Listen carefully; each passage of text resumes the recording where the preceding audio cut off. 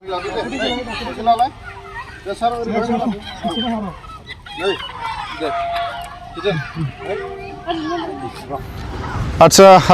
गिबि गिबिथाराव दिनै जोङो रस एनजिअ आरो बैथा एनजिअ नि जोङो बानजायनायाव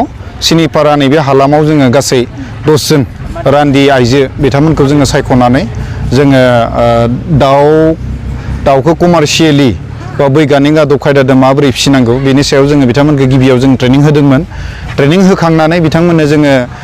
दाउ गन्द्रा लुनो थाखाय जोङो बिथांमोननो जोङो माखासे जोङो आसनि हरबाय। बिथांमोना दा गलार गंसे गंसे लुबाय थिं न'नि। ओमफ्राय दा जोङो दिनै बिथांमोनखौ जोङो दिनै जेनेब्ला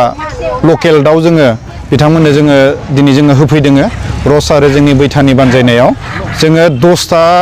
जोङो माने दाउजो जोङो हरदो दाउला मानै कुरियै जोङो हरबाय बिथांमोननो आरो गासैबो दाउआ जेनेब्ला लकेल दाउ गोजा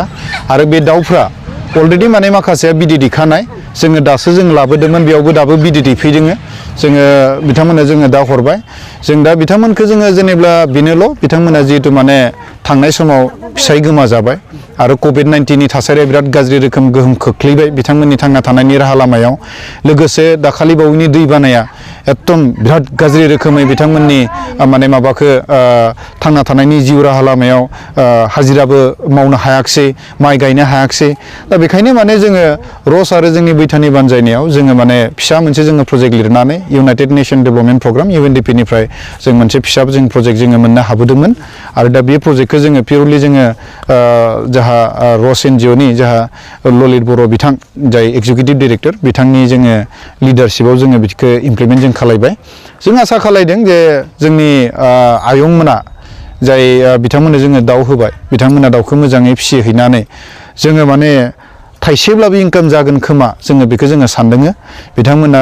दाउ बिदैबो फाननो हागोन बा गावनि न'आव थाखानाय दाउफोर मेरला दंखायो जों होनाय आरो गावसोरनि थाखानाय बिदैबो फाननो हाबाय माखासे समाव बिथांमोना बेदरनि थाखायबो फाननो हाहैगोन एटलिस्ट बिथांमोना गरसेब्लाबो थाइसे थाइनैखौथ' मोनथारगोन आंनि बे साननाया बिदो लोगोसे जोङो देरसिन माने नाजाखुमानाय थांखियानो जाहैबाय जे बिथांमोनखौबोदि सोरबा अनसायग्रा दङ बिथांमोना माखासेयाथ' फिसाला बा बिहामजोदो थायो आरो खायसेया जेनेबा गाव हारसिङै थायो दा जोङो जेनेबा नैबे दुखुनि समाव जों बिथांमोननो गसंफैनायनि ओंथिया बेनो जाहैबाय जे बिथांमोनखौ जोङो थुलुंगा जों होफैदो जे नोंखौबो बा नोंसोरदोबो सोरबाथ' दंफायो नोंसोरखौबो अनो बा नोंसोरखौबो समाजाव जायगा दङ नोंसोरखौबो बयबो माने समानैनो नायो रान्दि होननानै बा जोंनि बर'नि समाजाव जाहा बेबायदि माने मुगैलायनाय बा गादबनाय जाहा बेबायदि जेबो गैया दा बे बोलोखौनो जोङो होनो थाखाय जोङो बे हाबाफारिखौ जोङो लानाय जादों आरो दा ओमफ्राय जोङो बेखौनो बुंदो जे बिथांमोना जुदि दाउआ थैनानै थाङाब्ला जे जोंनो जेनेबा देनां सास्टेनेबिलिटिनि नामाव आरो जोंनो जुदि 10टा करि फिसाखौ जुदि बिसोरो जोंनो देनां गोदोर खालामनानै हरफिनो अब्लानिया जोङो गुबुन जायगायाव जोङो हैनो हालायबाय आरोबाव जोङो बुरजा जों टारगेट लानो हाबाय जोंथ' दा 1.5 केजि गाहाम जानाय जोङो हरदो बिदै दैखानाय हरदो दा बिथांमोना जुदि बेखौ मोजां फिसियोब्ला हयथ' माने जोंनो बेखौ हरोब्ला जों गुबुन जायगायाव हरनो हायैलायबाय जोंनि थांखिया बे आरो लोगोसे जोंखौ जायफोरा मदद होबाय रस आरो बैथानि जानानै आङो बिराद थेंकिउ आं हरो आरो जों बेबायदि खामानि मावनाया जोंनि बड'लेण्ड हालामाव गोबां जायगायाव जों खामानि मावगासिनो रसआबो जिरायना थायाखै इभेन बैथायाबो दिनै जिरायनानै थायाखै कारेन्ट गभर्नमेन्टनि जिखिनि लिडारशिपआव जिबायदि माने डेभेलपमेन्टेल सेक्टराव डेभेलपमेन्ट प्लेयारफोरा फैनानै खामानि मावगासिनो जोंबो बिथांमोनदो जोङो थोजासे हायाब्लाबो जों बिथांमोनदो जोङो सोलोंफादो बा खारलांबाय थाफादो जोङो आरो मोजां मोनसे परिबेक दा खामानि मावनायनि जाय जिनिसाव बा जाय जायगायाव गभर्नमेन्टआ गावा थोंजोङै थांना खामानि मावनो हायाखै बैफोर जायगायाव जेनेब्ला बेबायदि डेभेलपमेन्टेल एजेन्सिफोरा फैनानै खामानि मावदो आरो जोंनि हालामखौ माने जौगाहोनायाव आङो माने कारेन्ट गभर्नमेन्टनि लिडारशिपखौबो आङो माने एकदम माने आं माने मोजां मोनदो आरो मानो होनबोला जोङो बे सेक्टरनि जोङो माने सासे डेभेलपमेन्टेल प्रेक्टिशनार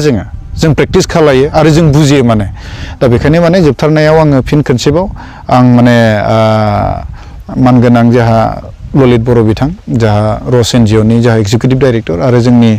बैथा एनजिअनि आफादगिरि नेहाथारि आरो जोंनि साफ्रोमबो सांग्रां मावथि बिथांमोनखौ दिनैनि नैबे हाबाफारिखौ जाफुंसार होनायाव जिबायदि मदद बिथांमोना होबाय बेखौ गोसो आरो गोरबोनिफ्राय आङो साबायखर बावनानै आं बेखिनियावनो दोनथ'बाय आरो मिडिया लोगो बिथांमोनखौबो माने जाहाथे माने उनफ्रावबो जोङो बेबायदि हाबाफारियाव जों लोगो मोनलायबाय थायो आंनि माने ब्रादारहुड फ्रेटारनिटिया मिडिया लोगो बिथांमोननिसिमबो थागोन अरायबो थागोन थेंक इउ सो माच